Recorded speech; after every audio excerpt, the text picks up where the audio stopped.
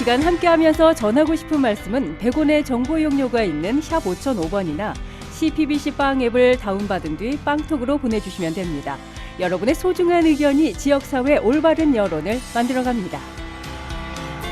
문자를 보내주신 분들께는 광주 카리타스 보호작업장에서 건강을 담은 꿈꾸다 티백 선물 세트, 가톨릭 농민회 친환경 농산물 우리농에서 우리밀 선물 세트, 자연 먹거리 먹는 즐거움 자연락 김치에서 김치, 궁전 제과에서 교환권, 현진식품에서 천일염으로 절여 정성껏 만든 어머니 손맛 현진 포기김치를 선물로 보내드립니다.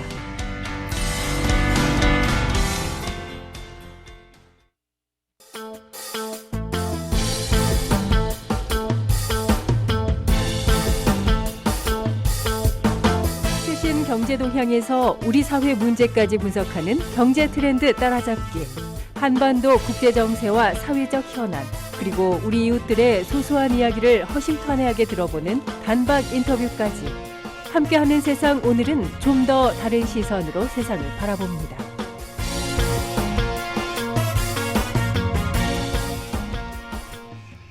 네, 지난 11일 치러진 서울 강서구청장 선거에서 더불어민주당의 진교훈 후보가 국민의힘 김태우 후보를 누르고 압승을 거뒀습니다.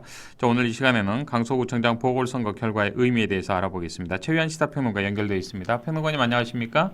예, 반갑습니다. 최유한입니다. 네, 평론가님 오늘 본론 들어가기 앞서서 방금 우리 12구 이태원 참사 우리 가족분들의 목소리 정말 들으셨는데 한 말씀 좀 해주시면 좋겠습니다. 사회가 안정화된다라는 것은 그 사회의 공공성이 얼마나 잘 이렇게 보장되는가에 따라 다르다고 생각을 해요. 네. 그러니까 사회의 공공성이라는 것은 가장 약자들, 사회적 약자들을 중심으로 해서 그 사회가 모든 것을 다 보장을 해준다라는 것인데, 안전 문제는 가장 기본 중에 기본이 된다는 생각이 들거든요. 네. 이런 상황에 대해서 아무도 책임을 지지 않는다. 사회 공공성이 완전히 제거된 사회 아니냐라는 조금 안쓰러운 생각이 들고요. 예. 그 12구 유족 여러분들하고 많이 애쓰시는 분들 많은데 부디 힘내시고 언젠가는 이 상황이 명명백백하게 누구 책임인지 어떻게 된 것인지 다 밝혀질 거라고 생각합니다. 네, 알겠습니다. 자, 오늘 본론 들어가죠. 이번 서울 강서구청장 보궐선거 역대급으로 전국적으로 또 이목을 모았습니다. 사전 투표를 했던 것 가운데 가장 높은 수치를 기록을 했는데 이번 보궐선거의 의미 어떻게 정리할 수 있겠습니까? 이번 보궐선거는 국민의힘과 대통령실의 전략적 패착입니다. 그러니까 이거는 보궐선거 실시하는 당사자 격인 김태우 후보를 공천하는 것부터 잘못됐어요. 오히려 전국적인 선거를 만들었죠. 그러니까 원칙대로 무공천으로 선거 진행했더라면 그저 그런 226개 기초단체 중 하나의 선거로 그냥 끝났을 거예요.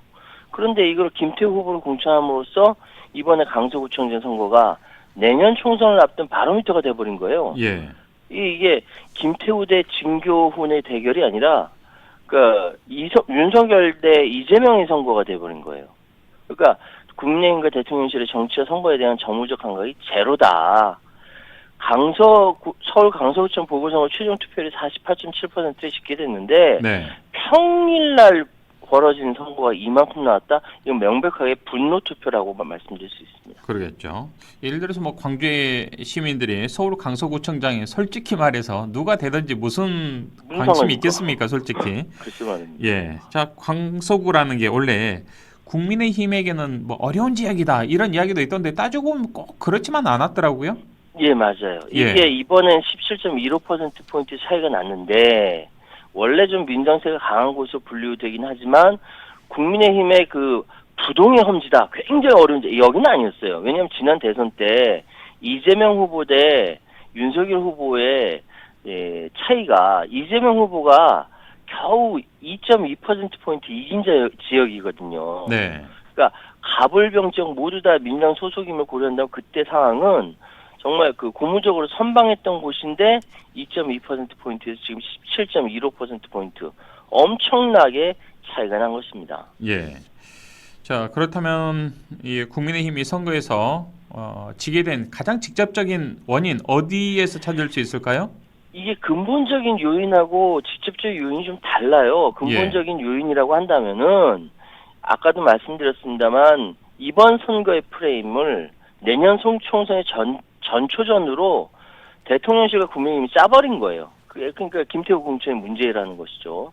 그러니까 광복절 특사를 통해서 김태우를 사면복권 해주고 무공천한다라는, 그러니까 당 소속 선출직의 귀책사유에 있을 경우 무공천한다라는 국민의힘 당규도 무시해버리고 김태우를 그대로 다시 꽂은 거죠. 이 전례가 없는 사례였습니다. 예. 한 번도 이런 적이 없었는데 이로 인해서 그러니까 완전히 대통령실과 국민의힘이 정무감각의 제로라는 것이죠. 예. 그러니까 이거는 근본적인 프레임이 잘못 짜였다는 근본적인 이제 원인이 있는 것이고, 직접적인 요인은 김태우 후보 자신에게 있습니다. 선거 이거 진행할 때 가장 강서구민들 화가 났던 것이 보궐선거 비용 40억 원에 대해서 애교로 봐달라. 이거 굉장히 공분을 일으켰거든요. 1,000억 원을 끌어오기 위해서는 40억 원 정도 애교로 봐달라. 말이 뭐 그럴 수 있겠다라고 하지만 40억은 네 집 애 이름입니까? 아니잖아요. 네. 이전에 있었던 민주당소속 구청장들 비판하기 위해서 뭐 여러 가지 이야기를 했는데, 또 이번에 세면대 녹물 나오고 싱크대 양치질했다, 바퀴벌레 들끓는다, 서울의 빈민촌으로 강서구를 묘사하니까 강서구민들이 화가 난 거죠. 더군다나 김태우 후보는 성남시 분당구와 성동구 성수동에 각각 10억 원이 넘는 아파트를 보유하고 있는 사람입니다. 네. 근데 여기 와서 월세 살고 있는데 이건 말이 안 되죠. 참 선거 자체에 예. 잘못한 거예요. 예. 저도 드리고 싶은 말씀 많으나 또 진행자가 또 중립을 지켜야 되기 때문에 우리 평론가님의 말씀을 좀 귀담아 듣는 것으로 하겠습니다. 자, 어찌됐든 이번 보궐선거에서 국민의힘 패배의 근본적인 원인, 또 직접적인 원인에 대해서 한번 짚어주셨는데, 결코 더불어민주당이 잘해서 이긴 선거는 아니다, 이런 분석이 지배적이지 않습니까? 이게 21대 총선 당시 득표하고 이번 보궐선거 득표 자체가 큰 차이가 없어요. 그게 뭐 똑같아요. 그러니까 민주당이 잘해서 민주당을 선택했다기보다는 국민의힘이 너무 못해서 예. 민주당을 선택했다. 이게 분노 투표거든요. 최선이 없으면 차선, 차선이 없으면 차악을 선택했다 말씀드릴 수 있는데, 민주당이 차선이 아니라 차악이었다, 이런 결론을 낼 수 있거든요. 예. 그러니까 그래서 이재명 대표가 8시 본투표 종료된 후 다행히 승리하더라도 이게 민주당 승리가 아니라 국민의 승리다라고 얘기했고, 선거 결과 승리하고 나서 민주당 승리라고 생각하지 말자. 예. 정치의 각성과 민생을 회복하고 국민의 매선 회초리다, 이렇게 이야기를 했어요. 그러니까 민주당이 잘한 것이 아니라 국민의힘이 못한 것을 이재명 후보가 정확하게 애들로 표현한 거다, 예. 볼 수 있습니다. 자, 평론가님, 그런데요, 늘 선거를 보면 2당 또는 저당이 아니면 A, 그보다 차선의 정당을 선택하는 이런 현상도 또 보이지 않습니까? 예. 자, 그래서 뭐 국힘도 그렇고 민주당도 그렇고 마음에 들지 않으면 제3당 후보를 많이 또 역선택으로 찍은 분들도 계실 터인데, 이번에 보니까 뭐 결과적으로는 제3당 후보들 전혀 힘을 쓰지 못한 것 같더라고요. 그렇습니다. 이번에 뭐 3등은 뭐 정의당, 4등 진보당, 녹색당, 뭐 자유통일당까지 예. 다 합쳐봤자 4%? 나머지 95.99%를 민주당과 국민의힘이 가져간 거예요. 양당에서 다 분할한 다 거죠. 가져간 거예요. 예. 근데 선거가 치열하니까 그럴 수 있다라고 얘기할 수 있지만, 예. 문제는 정의당이든 진보당이든 제3당들이 대안으로서 자리매김을 하지 못하고 있다는 것이고, 예. 확실한 자기 아젠다를 갖지 못했다라는 거예요. 이거는 예. 특히 진보 정당 측에서는 굉장히 뼈아프게 생각해야 되는데, 이게 뭐 어떻게 될런지는 다음 총선까지 예. 잘 모르겠습니다. 이번 강서구청장 선거를 바로미터로 또 진보 정당에서는 어떻게 이 선거 전략을 가져가야 할지 상당히 좀 따끔한 공부가 된 기회가 되지 않았나도 싶습니다. 맞습니다. 자, 평론가님, 이번 보궐선거를 계기로 앞으로 정치판 어떻게 좀 짜여질 것으로 예상해 볼 수 있을까요? 지금 국민의힘이 제일 문제인데, 지금 대통령에 대한 중간평가 선거거든요, 이 선거가. 네. 근데 이미 대통령실은 국민의힘 험지에서 치러졌다, 기초자치단체장 한 곳의 결과다, 226분의 1의 선거밖에 안 된다라고 네. 폄훼하고 있습니다. 이렇게 계속 대통령실이 생각하고 있는 건 국민의힘이 다음에 총선 때 또다시 힘들어질 것이다라고 말씀드릴 수밖에 없는데, 왜냐하면은 선거 결과가 이렇게 엄청나게 패배한 걸로 나오니까 국민의힘에서 뭐 의원총회 했는데 거기서 대통령과 당의 관계 재설정할 필요가 있다고까지 얘기가 나왔는데 결국은 지금 그 김기현 체제로 그대로 간다는 거 아닙니까? 예, 예. 임명직들은 다 그만둔다라고 하는데 사퇴를 했고요. 아무 소용 없는 거예요. 예, 예. 지금 상황은 그렇다는 생각이 들고요. 민주당은 이번에 오히려 국민의힘이 이번 선거 참패로 쇄신 분위기 낼 수 있는 예방 주사를 맞았거든요. 민주당이 좋아할 때가 아니에요. 예. 지금 내부에서는